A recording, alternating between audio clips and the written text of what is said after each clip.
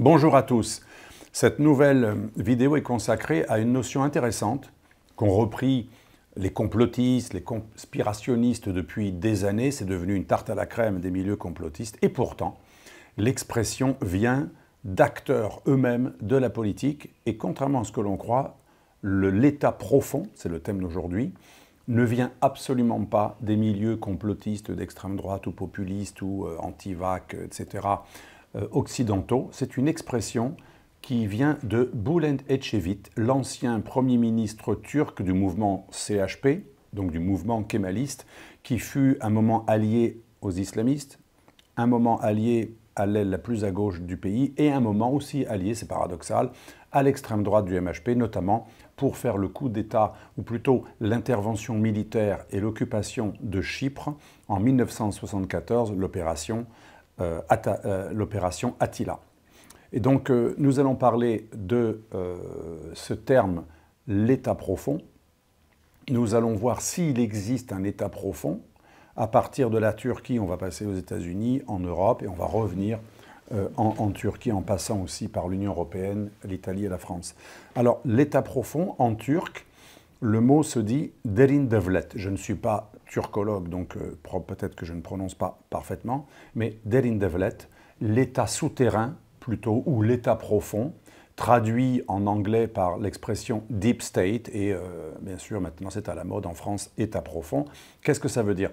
Pour Bülent Ecevit, ancien Premier ministre turc du mouvement kémaliste, le CHP, qui était plutôt d'une tendance assez gauchisante du CHP, avant de s'allier à l'extrême droite, il a connu plusieurs alliances différentes, et à un moment, Bülent Ecevit a voulu se rapprocher d'une aile assez gauchisante de la société turque et faire pencher l'idéologie de Kemal Atatürk, Mustafa Kemal Atatürk, d'où le mot kémalisme, ça vient de Kemal, le parfait. Il a voulu faire pencher l'orientation de son mouvement, qui est le Parti républicain du peuple, vers un mouvement encore plus à gauche pour récupérer une tendance un peu révolutionnaire. Il parlait lui-même de révolution et de révolution sociale et socialiste, puisque, comme vous le savez, ou comme vous ne le savez pas, le kémalisme, l'idéologie, je le répète, d'Atatürk, qui est devenue l'idéologie officielle kémaliste, qui est en gros une sorte de patriotisme socialisant en Turquie, l'idée de ce parti, c'est qu'on peut être patriote et socialiste en même temps. Il y a 6 flèches, les fameuses 6 flèches du kémalisme, dont une qui est le socialisme, une autre qui est l'étatisme, une autre qui est la notion turque traduite du français laïclique ou laïcité. On voit bien qu'il y a une imprégnation très social-démocrate occidentale et française, mais aussi inspiration des Lumières et de la Révolution française, avec un côté très laïcisant. Et Bülent Ecevit, quand il s'est un peu éloigné de l'anti-islamisme de İsmet Önünü, son prédécesseur, qui était lui-même le successeur d'Atatürk, il a un moment composé avec soit des forces des forces révolutionnaires subversives, soit des mouvements islamistes. Et d'ailleurs, il a composé le premier cabinet avec des islamistes, c'était une alliance gauchiste-islamiste, comme on connaît bien en France. Et c'est dans ce contexte qu'il a dénoncé le derin devlet, puisqu'à un moment, il a dérangé l'État profond. Alors, l'État profond, qu'est-ce que c'était pour lui? Ou plutôt, pour de nombreux politologues turcs aussi, je le répète, cette notion n'est pas née chez des populistes d'extrême droite européens. C'était en fait des gens plutôt sociodémocrates, comme Bülent Ecevit, qui dénonçaient la réalité d'un État parallèle. En fait, l'État profond ou État souterrain sous-entend un pouvoir parallèle. Encore une fois, on est loin du complotisme, c'est même à mon avis tout à fait normal. Dans tout État, il y a d'un côté l'homme et les hommes qui dirigent le pays. Si on reprend l'expression de Max Weber sur la légitimité charismatique, certains leaders ou certains gouvernants peuvent avoir plus de légitimité que d'autres. Un exemple, De Gaulle ou Churchill, à leur temps, avant d'être dans l'opposition. On pourrait prendre l'exemple d'Erdogan depuis un certain nombre d'années en Turquie, puisqu'on a commencé sur la Turquie. On pourrait parler de Ronald Reagan face au communisme, de Attlee ou Roosevelt face au nazisme. On a des moments où un homme politique peut avoir plus de légitimité s'il a de la légitimité charismatique grâce à un acte particulier, un moment fondateur. Il va pouvoir faire, un peu comme De Gaulle en France, il va pouvoir faire beaucoup de choses, notamment la Ve République, c'est De Gaulle qui l'a fait parce qu'il avait un énorme charisme, une légitimité. Et quand on a une énorme légitimité, tout s'écrase devant vous. On peut faire plier, si vous voulez, l'espace axiologique et de pouvoir autour de soi. Par contre, quand on a un peu moins de légitimité ou quand on est nouveau dans le système, il peut y avoir un choc avec l'état profond. Je reviens à mon sujet. On va prendre un exemple, puisque c'est une expression qui est turque à l'origine. Quand monsieur, et nous verrons la France ensuite, bien sûr, on va revenir à la France et à la possibilité ou pas de monsieur Bardella ou d'une alliance de droite dure de prendre le pouvoir et de gouverner. Nous verrons que là aussi, il faudra composer avec un état profond. Terminons sur la Turquie. Monsieur Erdogan, quand il est arrivé au pouvoir, son but réel, c'était de défaire l'état profond des kémalistes, c'est-à-dire les laïcs, adeptes de l'idéologie de Atatürk, le père des Turcs, l'homme qui a fait la Turquie moderne, qui était très laïcard, qui a persécuté les islamistes, et qui a créé une synthèse patriotique, sociale ou nationaliste, socialiste, et étatiste et laïque, c'était le kémalisme. Et quand Erdogan est arrivé au pouvoir, il n'a pas pu d'un coup défaire l'état profond kémaliste, puisque les kémalistes avaient l'armée, les généraux de l'armée turque étaient tous kémalistes, ils étaient même, comme le disait le défunt, mon ami Alexandre Adler, à juste titre, ils étaient souvent d'ailleurs des francs-maçons issus du Grand Orient, car la franc-maçonnerie turque, c'est la plus laïcarde, c'est celle du Grand Orient, qui n'est pas du tout reconnue par la maçonnerie déiste anglo-saxonne, rite écossais, américain, la maçonnerie anglaise ou anglo-saxonne ou américaine en général est beaucoup plus déiste. Ils adhèrent à une maçonnerie plus orthodoxe, si j'ose dire, avec les constitutions Anderson et toute une philosophie qui interdit, 1717, Constitution Anderson, qui interdit à un franc-maçon d'être un athée stupide. Par contre, le Grand Orient de France, c'était la maçonnerie un peu différente des autres, qui acceptait aussi des athées en son sein. Et donc cette maçonnerie-là, qui était beaucoup plus laïque, puisque beaucoup plus anti-religieuse que les autres maçonneries anglo-saxonnes, elle a essaimé en Turquie, et c'est l'une des sources du kémalisme, avec aussi des anciens des jeunes turcs, qui avaient renoncé à l'expansionnisme panturquiste des jeunes turcs, mais il y avait une influence jeune turque, un mouvement qui avait pris le pouvoir pendant la Turquie impériale en 1908 et qui avait fait le génocide arménien, mais qui était très laïcard, qui avait une conception raciale, nationaliste et panturquiste et non pas religieuse de la turcité. Et donc quand M. Erdogan arrive au pouvoir en 2002, novembre 2002, le président de la République est un kémaliste, donc qui adhère à cette idéologie laïque, totalement hostile à Erdogan. L'armée est kémaliste, on l'a vu, avec des laïcs, des francs-maçons et des gens qui en gros sont anti-islamistes, qui ont fait des coups d'État pratiquement tous les 10 ans depuis les années 60 pour empêcher les islamistes de rester ou d'arriver au pouvoir, le dernier étant 97, pour défaire Erdogan lui-même, qui faisait partie d'une majorité dont son maître Erbakan, le père de l'islamisme turc, était Premier ministre, il est tombé en 97, c'était le dernier coup d'État du Conseil national de sécurité, le MGK, qui représentait des laïcs et des militaires. Et ce Conseil de sécurité nationale, le MGK, pouvait faire tomber n'importe quel gouvernement pourtant démocratiquement élu. C'est ce qui s'est passé en 1997. Le vrai pouvoir, donc une sorte de conseil d'État à la turque composé de civils et de militaires, mais le chef d'état-major de l'armée était le vrai patron, avait décidé de démettre un gouvernement. Donc quand Erdogan, 4 ans plus tard, 5 ans plus tard, arrive au pouvoir, il a compris que si l'armée est kémaliste, donc anti-islamiste, si le Conseil suprême de l'audiovisuel est kémaliste, le Conseil suprême des universités est kémaliste, les juges et l'organisation des juges est kémaliste, la plupart des fonctionnaires sont kémalistes, le président de la République, qui à l'époque était Setzer, qui peut nommer aux emplois civils et militaires, qui nomme les présidents des hautes instances, est kémaliste. Et d'ailleurs, le président de la République avait en commun avec le MGK, donc ce rassemblement de militaires et de civils qui compose le Conseil de sécurité nationale, le président de la République et le MGK pouvaient annuler à tout moment des gouvernements ou des projets de loi ou des décrets-lois qui seraient attentatoires aux principes de la constitution turque et du kémalisme et de la laïcité. On voit bien que quand Erdogan arrive au pouvoir en 2002, eh bien, il reprend l'expression de Bülent Ecevit et il dit qu'il y a un obstacle à la démocratie qui est le kémalisme, qui a créé un État profond qui s'appelle le Derin Devlet. Mais pour les islamistes et pour la gauche et l'extrême gauche turque, l'État profond, ce n'est pas que le système kémaliste.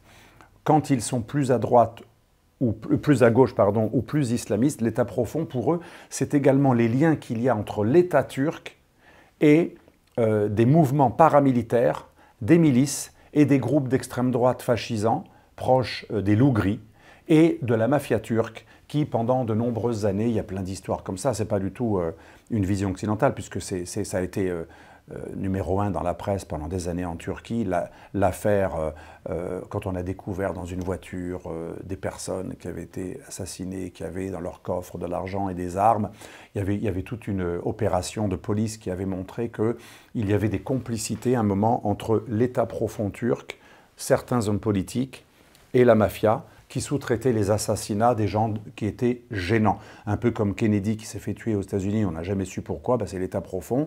Un peu comme en France, quand sont disparus de suicides avec 2 balles dans la tête un certain nombre de personnes comme M. de Grossouvre ou Léon Patrice Pelat, qui est mort d'une crise cardiaque juste au bon moment après l'affaire opération commission de bourse, etc. On connaît toutes ces affaires.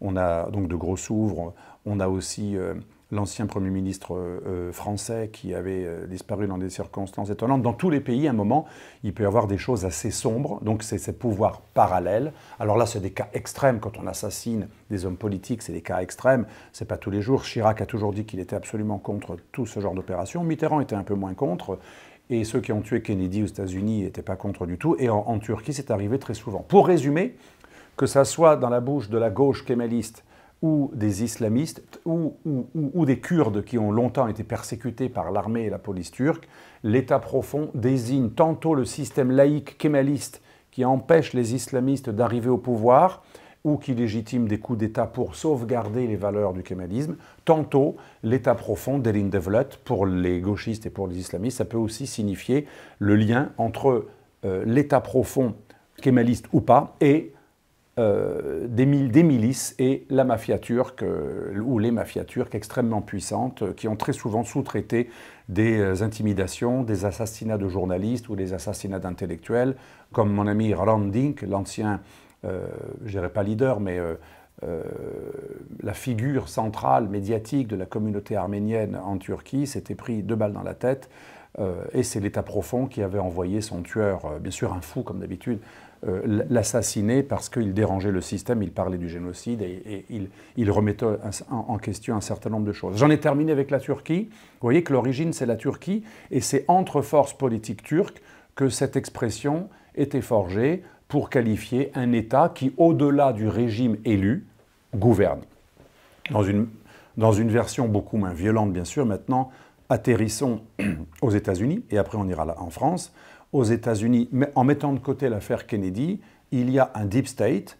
Alors ce deep state, c'est pas noir et blanc, c'est pas un État qui se réunit avec des ministres parallèles. Bien sûr, ça ce serait une vision complotiste. Les complotistes aiment beaucoup citer le Bilderberg, le CFR ou la franc-maçonnerie. C'est toujours des tartes à la crème, des lieux communs, et ça ne révèle pas le vrai pouvoir. D'autres parlent uniquement de Davos, mais Davos, ce n'est qu'une réunion qui a été organisé par un type un peu farfelu, Chaubeu, en costume on dirait, parfois il est habillé avec une sorte de costume de science-fiction, de martien. C'est quelqu'un qui est assez fou dans ses différentes théories, mais moi, me disait un grand patron récemment, c'est surtout une occasion de faire du go-between parmi les grands patrons et de se retrouver en Suisse chaque année et de faire du go-between, mais là-dessus se greffent des ONG, des agitateurs, des bien-pensants qui effectivement échafaudent des projets comme Chaube lui-même avec le Great Reset, mais ce n'est pas ça le pouvoir mondial. Les puissants vont à Davos chaque année. Ça, c'est une chose. Ça ne veut pas dire que Davos décide. Les puissants font ce qu'ils veulent. Et ça les arrange peut-être d'avoir Davos comme lieu de réunion. Donc on voit bien que l'État profond, moi je ne le réduis pas à ce genre de vision complètement conspirationniste et trop facile. Alors d'autres, encore plus arriérés, parce que c'est quand même les années 30, vous parlent constamment des Juifs. Alors là, l'État profond, ce serait les Juifs, ils seraient partout, même dans des pays où il n'y a pas de Juifs. Au Japon, certains complotistes pensent que même le Japon est gouverné par les Juifs, alors qu'il n'y a pas de Juifs au Japon, parce que le Japon serait membre allié de l'Occident, donc ce serait le CFR et le Bilderberg, etc., etc. Donc là, on est dans le délire total, mais on ne peut pas soigner. Hein. Ceux qui ont ce genre d'idées des années 30, j'ai essayé de parler rares fois où je les ai rencontrés malgré moi avec eux, on ne peut pas les raisonner. Donc chacun garde ses convictions. Moi je ne suis pas là pour changer les gens ou leur âme ou leurs états d'âme ou leurs obsessions. Par contre, ce que l'on sait, c'est que l'État profond aux États-Unis, il est multiple. Il est composé, par exemple, du lobby militaro-industriel qui est extrêmement puissant et qui est aux mains des démocrates. Ce qui est intéressant, parallèle avec l'Italie, l'État profond aux États-Unis qui est en grande partie, ce n'est pas que le pétrole. Le pétrole est légèrement plus indépendant. D'ailleurs, le pétrole, il vote plutôt Trump. C'est plutôt l'industrie de l'armement, le complexe militaro-industriel et médiatique qui vote Biden. Et quand vous avez à la fois le lobby militaro-industriel, l'industrie et les armes, et qu'en plus vous avez les médias et la plupart des juges, sauf la Cour suprême, vous avez quand même un pouvoir assez important. Aujourd'hui, en démocratie, si vous avez les stars avec vous, donc les gens qui sont les opinion makers, les stars, les grands influenceurs, les grands intellectuels, si en plus vous avez 90% des médias, il n'y a qu'une seule télévision trumpiste, tout le reste est complètement bideniste. Mais si en plus vous avez la lourde industrie, mais en plus les GAFAM, les réseaux, à part Twitter qui a été prise par Elon Musk, les autres GAFAM, les autres donc Google, Facebook, etc., Microsoft, hein, la fameuse expression GAFAM, elle est aux mains aussi des démocrates. Donc là, vous avez aux États-Unis un pouvoir qui est le pouvoir, je dirais, démocrato-militaro-industriel et médiatique et showbiz, car l'essentiel du showbiz est à fond démocrate. Même si vous arrivez au pouvoir que vous êtes Trump bis, imaginons Trump gagne, il ne pourra pas faire grand-chose, à part les gens qu'il a nommés à la Cour constitutionnelle, mais qui, comme Johnson, avec le vote de l'aide militaire à l'Ukraine, peuvent très bien à un moment aussi être influencés. Mais quand vous avez tous les médias contre vous, à part un, tous les grands intellectuels, pratiquement tous, et les grandes stars, et les stars de foot, et les stars de showbiz, et les chanteurs, les acteurs, ça fait quand même un énorme soft power, mais en plus tous les médias, mais en plus le lobby militaro-industriel qui pousse énormément les présidents. Un exemple, Kamala Harris, la vice-présidente américaine, est tout de même la femme d'un avocat qui était le lobbyiste en chef de l'une des plus grandes boîtes d'armement qui vend des armes, mais aussi des avions, Lockheed Martin, une très grosse boîte américaine, notamment d'armement. Donc la proximité, là, elle n'est pas vraiment approuvée, elle est flagrante. Alors c'est vrai que chez les républicains, c'est plutôt le lobby du pétrole, mais chez les démocrates, c'est le lobby militaro-industriel. Donc on voit bien que quelqu'un qui arrive au pouvoir, qui n'a pas les juges avec lui, qui n'a pas les médias, qui n'a pas le showbiz, qui n'a pas les stars, qui n'a pas les grands influenceurs, et qui n'a pas le lobby militaro-industriel, et le lobby militaro-industriel, il est très lié à l'armée, et il est lié aux forces en général coercitives, capables d'utiliser la violence, donc police, armée, mais aussi renseignement. On voit bien la bataille qu'a menée Trump contre les milieux du renseignement. Quand vous avez tout cela contre vous, vous ne pouvez pas faire grand-chose. Et effectivement, quand Trump était au pouvoir, et je ne dis pas ça pour le plaindre, on ne va pas le plaindre, mais quand Trump était au pouvoir, il n'a pas pu faire grand-chose. Il n'a pratiquement rien fait de ce qu'il voulait faire. Et la grande accusation fondatrice que Trump était l'agent de Moscou, on a vu où ça a abouti, sous Trump, et oui, vous pouvez vérifier, sous Trump, on n'a jamais autant aidé militairement l'Ukraine qu'avant. Obama était moins interventionniste que les néocons qui entouraient Trump. Ça veut dire que même Trump, accusé d'isolationnisme, de refuser l'OTAN, d'être pro-russe, même sous l'administration Trump, quand Steve Bannon a été éjecté et qu'il ne restait plus de pro-russes dans l'équipe Trump, il ne restait que des néocons très anti-russes et qui étaient très fortement en faveur de l'Ukraine. Et c'est pendant l'administration Trump, juste avant l'accession de Biden en 2020, eh bien que les Ukrainiens ont été énormément armés par cette administration Trump, parce que Trump ne faisait absolument pas ce qu'il aurait voulu faire dans ses petites préférences à lui, etc. On arrive maintenant en France, si M. Jordan Bardella arrivait au pouvoir, que pourrait-il faire? Alors on a déjà vu ce qu'il pourrait faire, pas grand-chose pour l'instant. Il pourrait faire des choses, mais pas énormément. Et je ne dis pas ça pour le blâmer ou pour hurler avec les loups qui disent « ça ne sert à rien de voter pour l'extrême droite parce que de toute façon, il ne pourra rien faire ». Ce n'est pas pour ça que je le dis. Mais lui-même a commencé à dire qu'il reporte à plus tard l'histoire de la suppression de la TVA pour les produits de grande nécessité. Il a dit qu'il reportait au moins à l'automne la réforme des retraites à 64 ans, qu'il voulait rabaisser. Alors certains disent qu'il voulait rabaisser à 60 ans, c'est plus compliqué, mais en gros, il est obligé de reporter aussi cette histoire des retraites. Sur l'euro, alors là c'était avant lui, Marine Le Pen déjà, pour pouvoir être présidentiable, avait renoncé à la sortie à l'euro depuis très longtemps. L'une des raisons de la brouille avec les philippistes, Philippot, etc., mais aussi Assolino, qui a beaucoup fustigé le RN, qui était rentré dans le rang, etc. Donc on voit bien qu'avant même d'arriver au pouvoir, Bardella donne des gages au milieu de la finance, au milieu des gouvernements, à Bercy.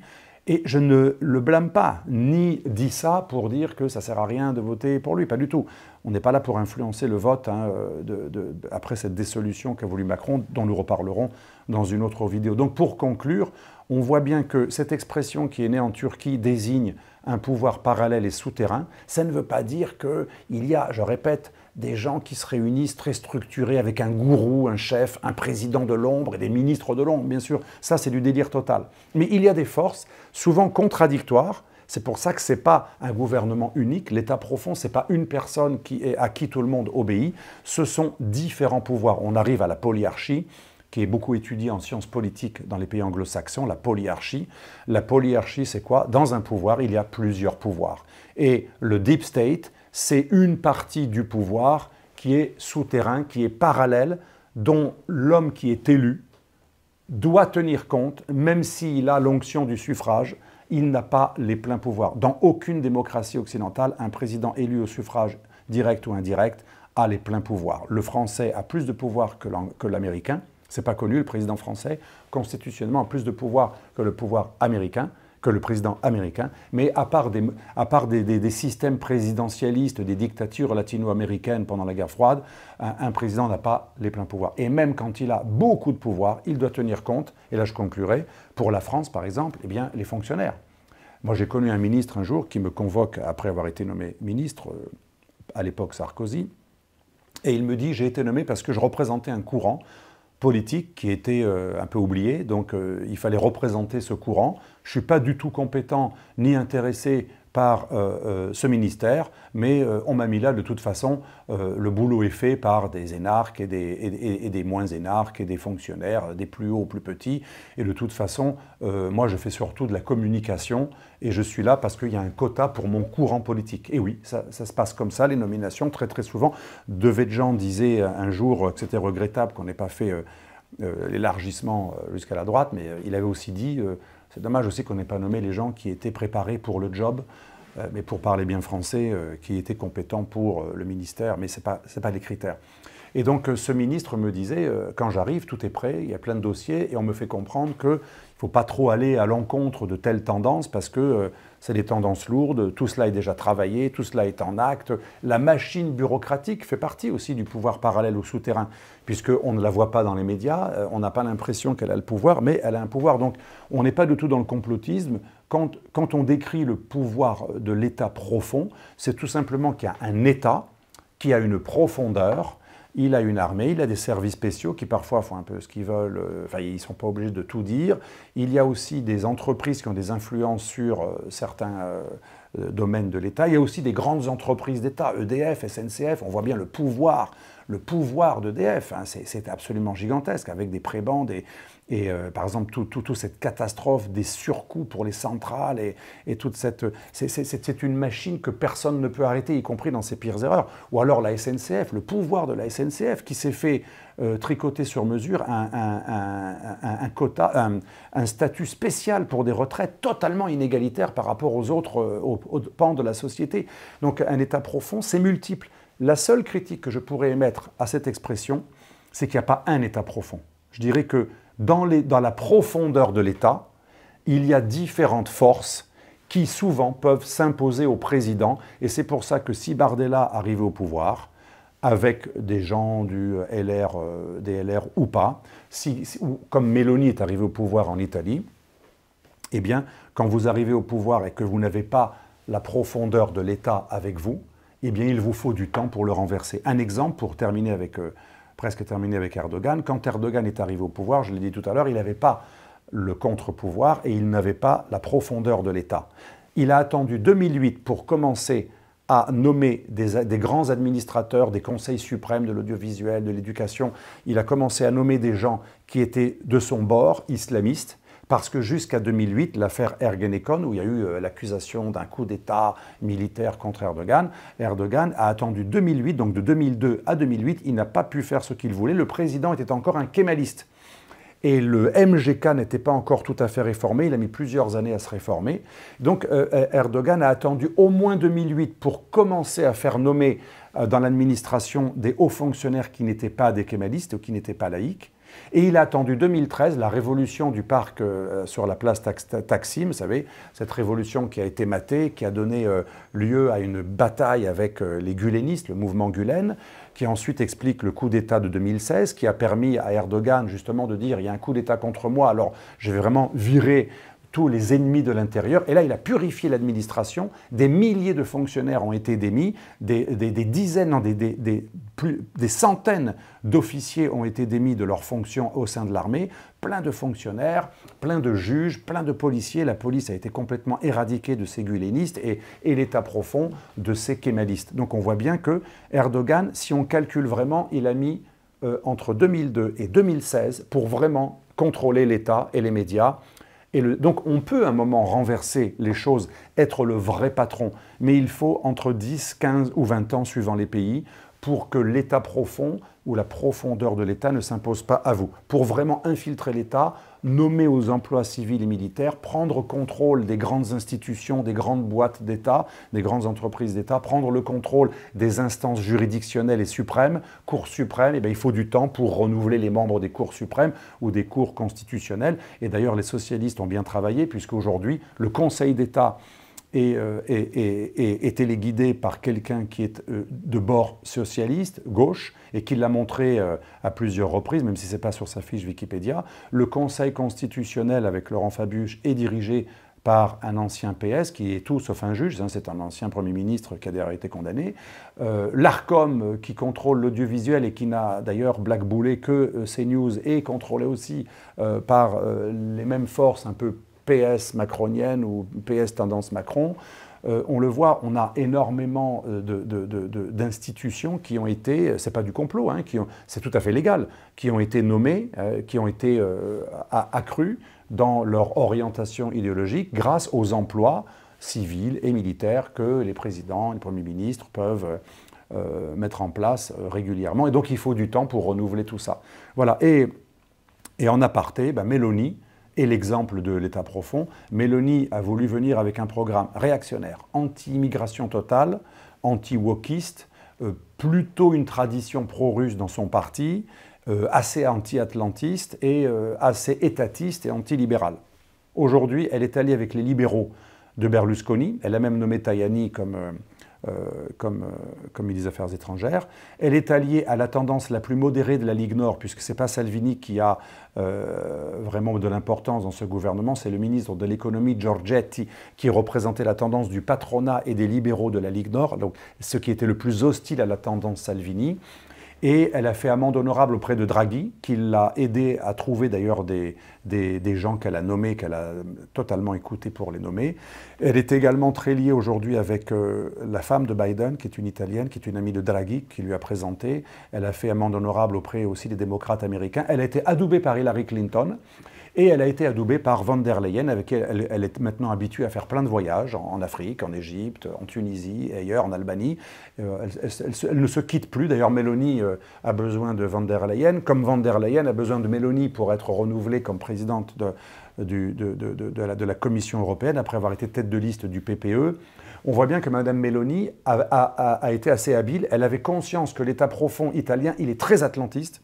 50 bases américaines de l'OTAN en Italie, il y a même du matériel nucléaire américain en Italie, c'est un pays qui ne peut pas être souverain vis-à-vis de l'atlantisme et des États-Unis. Elle a fait amende honorable, elle a abandonné le pro-russisme, elle est devenue très pro-ukrainienne, elle a en parole une des plus pro-ukrainiennes, elle a été adoubée à Kiev plusieurs reprises, Et donc, elle a compris qu'il fallait faire des concessions tant qu'on n'a pas pris le contrôle de l'État. Et ses ennemis, d'ailleurs, l'accusent. Ceux qui continuent à penser que c'est une dangereuse fasciste disent « elle joue au plus fin, elle attend de pouvoir gangréner l'État et quand elle aura les rapports de force en sa faveur, eh bien, elle montrera son vrai visage. » Ça, je ne sais pas. Mais ce qui est certain, c'est qu'elle a dû composer avec l'État profond, comme devra faire Bardella, comme devra faire, et même Mélenchon, et oui, et même Mélenchon s'il arrive au pouvoir. Ce que je ne pense pas. Moi, je pense même, suite au prochain épisode, ne le ratez pas, je pense que Macron va gagner son pari, et que Macron en fait quelque chose de très calculé, risqué, comme un bon joueur de poker, mais assez calculé, et plutôt comme un stratège. Je pense que Macron sait parfaitement ce qu'il fait, et qu'il va réussir à gagner son pari.